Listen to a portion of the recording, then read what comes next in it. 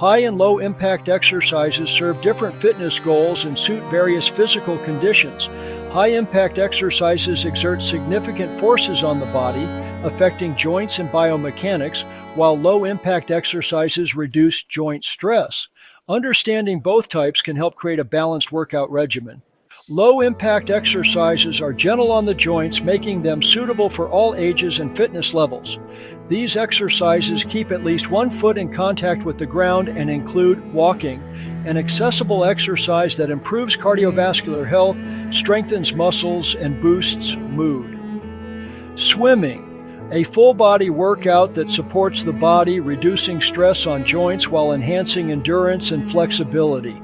Yoga improves flexibility, strength, and balance with gentle movements adaptable to all fitness levels.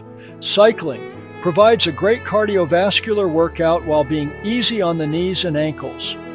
Elliptical cardio simulates running with significantly less impact on the joints, strengthening the lower body while improving cardiovascular fitness.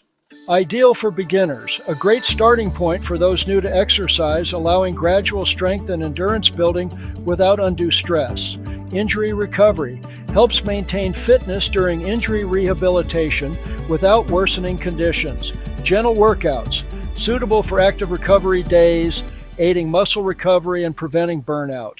High-impact workouts involve more forceful movements, putting greater stress on the body.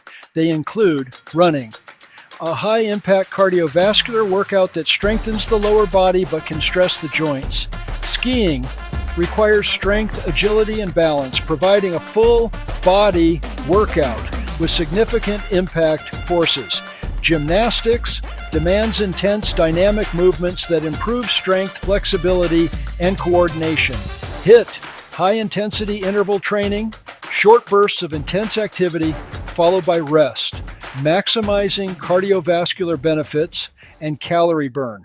Improves bone density, strengthens bones, reducing osteoporosis risk.